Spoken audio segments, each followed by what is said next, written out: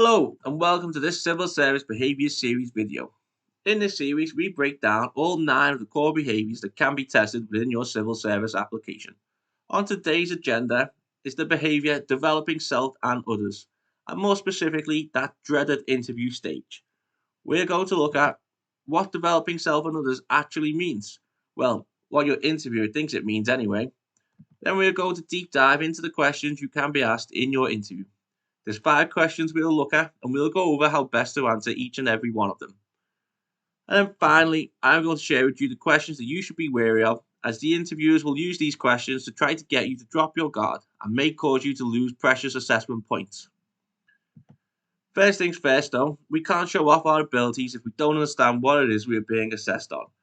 The civil service defines developing self and others as focusing on continuous learning and development for self, others, and the organisation as a whole. Fundamentally, developing self and others is looking at whether you are content with the status quo or if you're always looking for ways to improve, both for yourself, your team, and the wider organization. There is a lot of overlap between this behavior and with changing and improving, but the key difference here is that developing self and others focus more on the human side of improvement. What have you done to make yourself and your team better rather than to make a process or a system better? And are you able to demonstrate all of that with examples from your experience? If so, let's take a look at some of the questions you can be asked in a developing self and others interview. Question 1. Tell me about a time you had to learn something new quickly. This question digs deep into how you handle personal growth and adaptability. It's all about showcasing your eagerness to learn and your ability to hit the ground running even when the clock is ticking. When you're choosing an example to share, think about a moment where you were thrown into the deep end, where you had to grasp something new in record time and came out the other end successful. Highlight the steps you took to master the challenge and how it positively impacted your role or the team's performance. This will show your proactive approach and resilience in facing new challenges. Before we discuss the next question, let's drill deeper into how to answer civil service behaviour questions.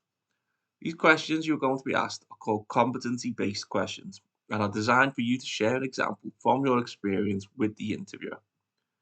The answer you give should be full and detailed, yet it should also be concise and to the point. It's a paradox, I know. Basically, you should stay on point and refrain from any non-relevant and non-important matters. Simply stick to the important points in a well-structured manner. And the best way to do this is by using the B-star method. Using B-star, you will split your answer into 5 key parts. The first is the B, which stands for belief. You want to begin your response by sharing your thoughts and feelings regarding the subject matter. This helps set the stage for your story and demonstrate your personal connection to the topic.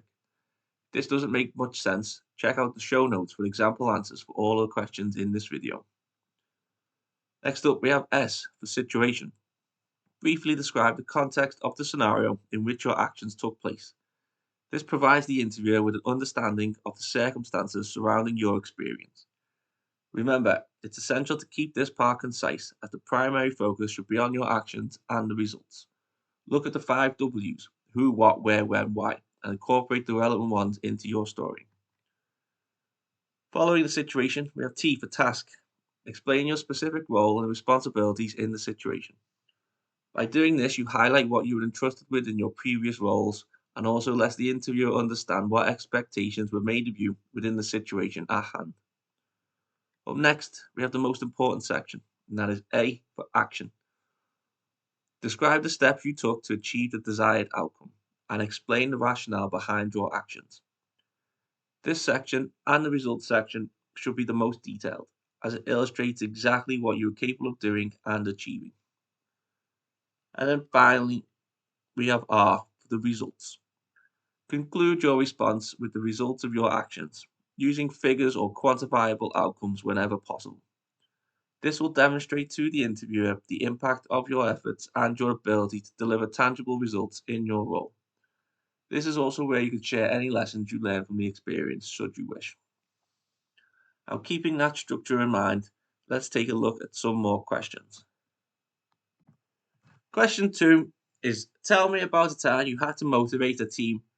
Here, we're focusing on a fundamental leadership skill, which is motivation.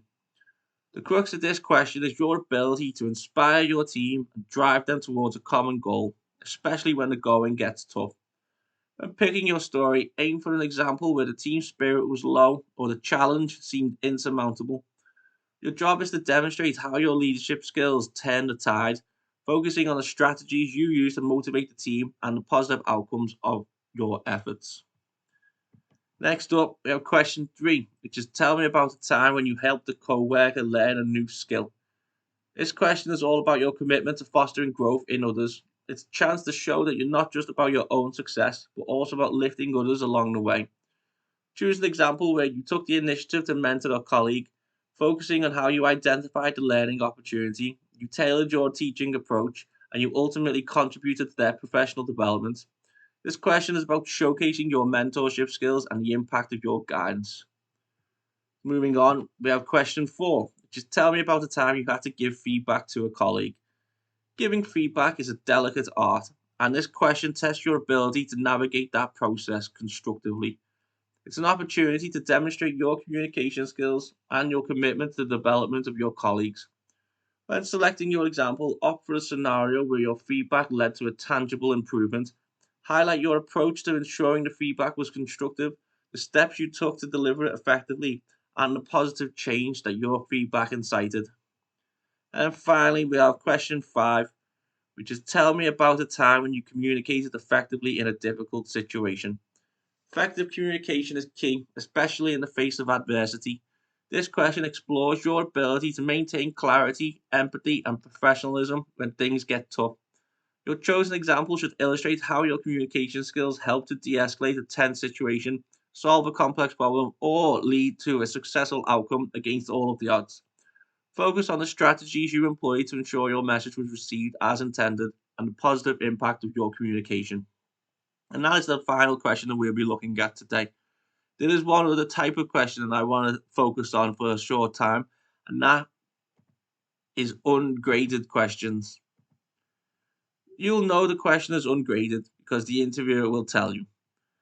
These are usually quite innocuous sounding questions, like what do you like to do at the weekends, or what hobbies are you passionate about? Those type of questions. You will be told these questions are just icebreakers or that they're just there to make you feel at ease and not to worry because you won't be scored on any of these questions, which, to be fair, is all true. But what they're not telling you is that your answers, and more specifically how you answer, is going to be used as a benchmark when assessing and grading your other answers. Remember that when grading your answers, one of the things they're looking at is how enthusiastic you are and how much you seem motivated by what you do. If you're very passionate about your weekend plans, but seemingly unenthused about your actions in previous roles, this will be noted and this will affect your grading. This is just something to keep in mind when answering these so called ungraded questions.